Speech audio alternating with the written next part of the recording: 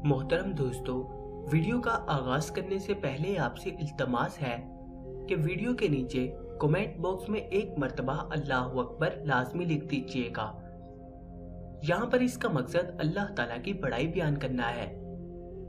فتح کی خوشخبری جب مدینہ پہنچی تو سب مسلمانوں میں خوشی کی لہر دوڑ گئی اور انہوں نے اللہ کا شکر ادا کیا۔ اب شام کا کوئی قلعہ مسلمانوں کے لیے رکاوٹ نہیں تھا۔ باز نتینی حکمران ہرقل نے جب اپنی شکست کا احوال سنا تو اپنے اہل و عیال اور ساز و سامان کے ہمراہ قسطنطنیہ فرار ہو گیا اور جاتے جاتے شام کی زمین سے مخاطب ہو کر کہا، اے شام، تجھے جدائی پانے والے کا سلام، تجھے الوداع کہنے والے کا سلام، کیونکہ دکھائی نہیں دیتا کہ وہ کبھی لوٹ کر تیری طرف آئے گا۔ کوئی رومی کبھی تیری طرف نہیں لوٹے گا مگر ڈرتے ہوئے۔ اے شام، تجھ پر سلام، کتنا اچھا ہے یہ ملک جو دشمن کے ہاتھ لگا ہے۔ اب آخری قلعہ بیت المقدس تھا کہ جسے مسلمانوں کو فتح کرنا تھا۔ تمام مسلمان دستے حضرت ابو عبیدہ بن جراح رضی اللہ عنہ اور حضرت خالد بن ولید رضی اللہ عنہ کی قیادت میں بیت المقدس پہنچے۔ مسلمانوں نے بیت المقدس کا محاصرہ کر لیا، مگر وہاں کے لوگوں نے جان لیا تھا کہ اب جنگ محال ہے، لہٰذا انہوں نے امن کی شرائط طے کرنا شروع کر دی۔ انہوں نے یہ شرط عائد کی کہ حضرت عمر رضی اللہ عنہ خود مدینہ سے آ کر بیت المقدس کا قبضہ اپنے ہاتھ میں لے۔ مسلمانوں نے یہ شرائط تسلیم کر لی۔ حضرت عمر رضی اللہ عنہ ایک غلام اور اپنے اونٹ کو ساتھ لے کر مدینے سے بیت المقدس کی جانب روانہ ہوئے۔ اسی موقع پر وہ مشہور واقعہ پیش آیا کہ آدھے راستے حضرت عمر رضی اللہ عنہ خود اونٹ پر سواری کرتے اور آدھے راستے ان کا غلام اونٹ پر سوار ہوتا اور وہ پیدل چلتے۔ جب آپ رضی اللہ عنہ بیت المقدس میں داخل ہوئے تو حالت یہ تھی کہ آپ رضی اللہ عنہ کے پیدل چلنے کی باری تھی اور آپ کا غلام اونٹ پر سوار تھا۔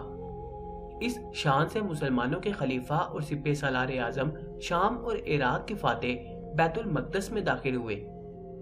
عیسائیوں کی کتابوں میں بھی یہ درج تھا کہ جو شخص بیت المقدس فتح کرے گا وہ اسی شان سے شہر میں داخل ہوگا کہ وہ پیدل اور اس کا غلام اونٹ پر سوار ہوگا۔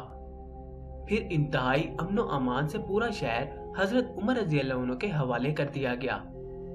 حضرت عمر رضی اللہ عنہ ایک گرجے میں داخل ہوئے تو نماز کا وقت ہو گیا۔ پادری نے آپ رضی اللہ عنہ سے کہا کہ آپ ادھر ہی نماز ادا کر لیں۔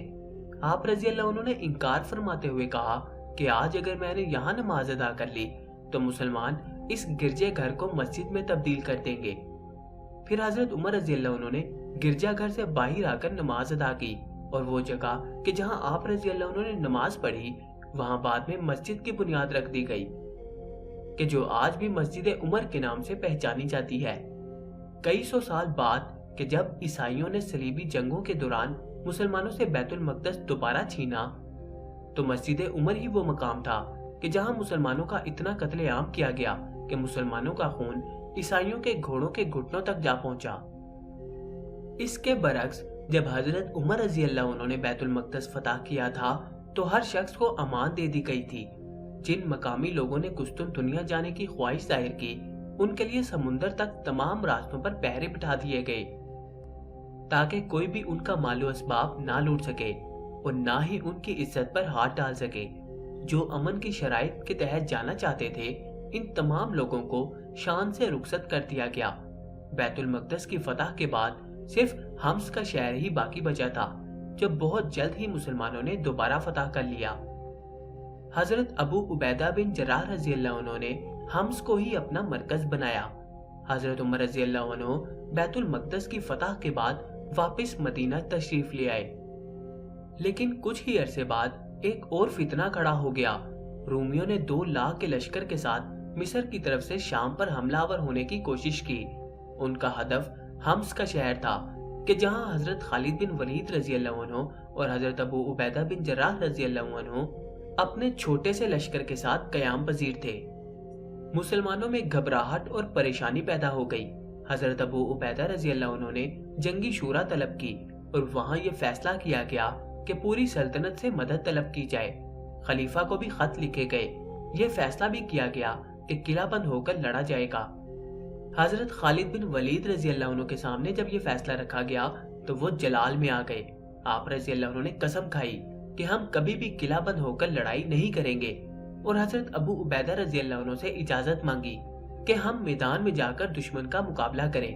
ہم اس سے پہلے بھی بڑے بڑے لشکروں کو شکست دے چکے ہیں، یہ تو معمولی بات ہے۔ تمام شاہ سواروں نے ان کی اس بات سے اتفاق کیا۔ حضرت ابو عبیدہ رضی اللہ عنہ نے ان کو کھلے میدان میں جانے کی اجازت دے دی، لہذا مسلمانوں نے ہم سے باہر نکل کر اپنی صفیں ترتیب دینا شروع کی۔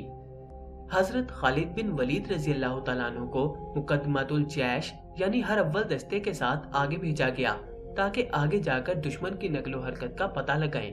حضرت خالد بن ولید رضی اللہ عنہ اپنے چھوٹے سے ہر اول دستے کے ساتھ صرف صورتحال کا جائزہ لینے گئے تھے، مگر پھر اس طرح دشمن پر ٹوٹ پڑے کہ 2 لاکھ کے لشکر کو مٹا کر رکھ دیا۔ جب حضرت ابو عبیدہ رضی اللہ عنہ دشمن سے مقابلے کے لیے صفیں ہی ترتیب دے رہے تو حضرت خالد بن ولید رضی اللہ عنہ نے انہیں واپس آ کر اطلاع دی کہ دشمن کا صفایا کیا جا چکا ہے۔ حضرت ابو عبیدہ رضی اللہ عنہ اللہ کے حضور سجدے میں گر گئے اور اللہ کا شکر ادا کیا کہ سیف اللہ نے ایک بار پھر دین کی آبرو بچا لی۔ حضرت خالد بن ولید رضی اللہ عنہ نے اس کے بعد حمص میں ہی قیام فرمایا، مگر نائب کمانڈر کی حیثیت سے ان کا عہدہ ابھی بھی برقرار تھا۔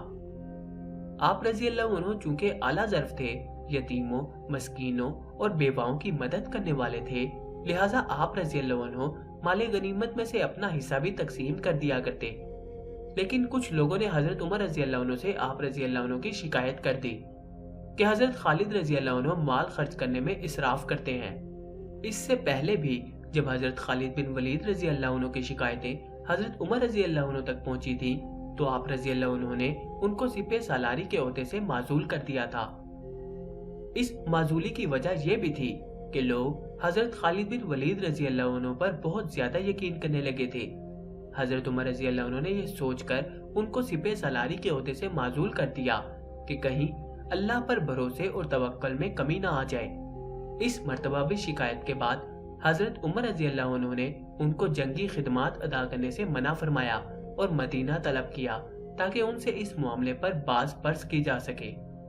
اس سے مسلمانوں میں کافی اختلاف پیدا ہو گیا، لیکن حضرت خالد بن ولید رضی اللہ عنہ نے ہر موقع پر خلیفہ کے حکم کی اطاعت کی۔ آپ رضی اللہ عنہ نے اپنی باقی زندگی حمص میں گزارنے کا فیصلہ کر لیا۔ 21 ہجری میں آپ رضی اللہ عنہ نے حمص میں ہی انتقال فرمایا۔ آپ رضی اللہ عنہ کے انتقال کی خبر جب مدینہ منورہ پہنچی تو ہر گھر میں کوہرام مچ گیا۔ حضرت عمر رضی اللہ عنہ خود بھی بہت رنجیدہ ہوئے اور اہل مدینہ کو بھی سوگ منانے کی اجازت دی۔ حضرت خالد بن ولید رضی اللہ عنہ کے ترکے میں صرف ہتھیار، تلواریں، خنجر اور نیزے ہی تھے۔ ان ہتھیاروں کے علاوہ ایک غلام تھا کہ جو ہمیشہ آپ رضی اللہ عنہ کے ساتھ رہا کرتا۔ اللہ کی یہ تلوار کہ جس نے 2 عظیم سلطنتوں روم اور ایران کے چراغ بجھائے، وفات کے وقت ان کے پاس کچھ بھی نہ تھا۔ آپ رضی اللہ عنہ نے جو کچھ بھی کمایا وہ اللہ کی راہ میں خرچ کر دیا، ساری زندگی میدان جنگ میں گزار دی۔ حضرت خالد رضی اللہ عنہ کو اللہ تعالیٰ نے بہت سارے بیٹوں اور بیٹیوں سے نوازا تھا، مگر آپ رضی اللہ عنہ کی اولاد کا بڑا حصہ آپ رضی اللہ عنہ کے انتقال کے بعد شام میں طاعون کی بیماری کے باعث شہید ہو گیا۔ حضرت ابو عبیدہ رضی اللہ عنہ بھی اسی طاعون کی بیماری سے شام میں شہید ہوئے تھے۔ حضرت خالد رضی اللہ عنہ کی جنگی فتوحات کے بارے میں صحابہ رضی اللہ عنہ نے گواہی دی کہ ان کی موجودگی میں ہم نے شام اور عراق میں کوئی بھی 2 جمعے ایک شہر میں نہیں پڑھے اور اگلا جمعہ نئے فتح کیے ہوئے شہر میں ادا کرتے، یعنی ہر 2 جمعوں کے درمیانی دنوں میں ایک شہر ضرور فتح ہوتا تھا۔ بڑے بڑے جلیل القدر صحابہ نے حضور علیہ الصلوۃ والسلام سے حضرت خالد رضی اللہ عنہ کے روحانی تعلق کی گواہی بھی دی۔ حضرت ابو طلحہ رضی اللہ عنہ نے حضرت خالد بن ولید رضی اللہ عنہ کی وفات کے بعد صحابہ کو واقعہ سنایا کہ آپ کو ایک بار 40 مجاہدین کے ساتھ رومیوں کے ایک علاقے میں بھیجا گیا۔ وہ سب رومیوں کے بہت بڑے لشکر کے نرغے میں آ گئے، صورتحال بہت کشیدہ ہو گئی۔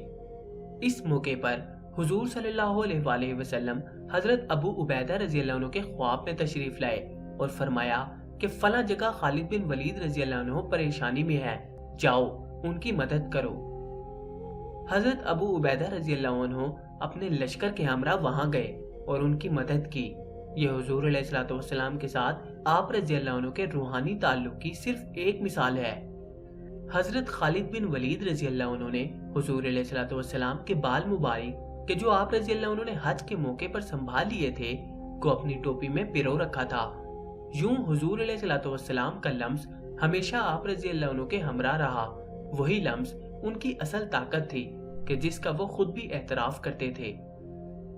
حضرت خالد بن ولید رضی اللہ عنہ کی زندگی پر نظر دوڑائی جائے اور اس بات کا جائزہ لیا جائے کہ وہ کون سے عوامل تھے کہ جن کی وجہ سے قبیلہ قریش کا ایک جنگجو عالم اسلام کا ایک عظیم سپہ سالار، کمانڈر اور عسکری حکمت ساز بنا، تو یہ بات سامنے آتی ہے کہ ان کی جنگی حکمت عملی بہت غیر معمولی تھی۔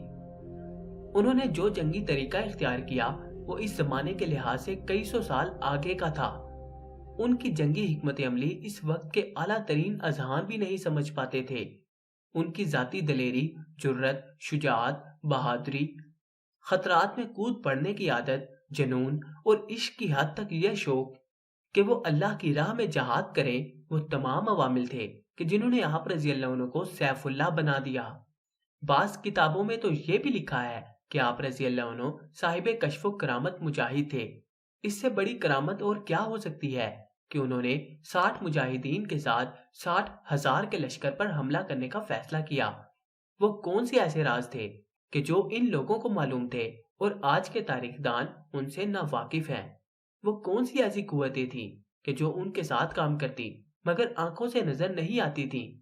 اگر ایسی قوتوں کا کوئی وجود نہ ہو تو بظاہر 60,000 کے لشکر کے مقابلے میں 60 مجاہدین لے کر جانے کا فیصلہ مجذوبیت کے سوا کچھ نہیں ہو سکتا۔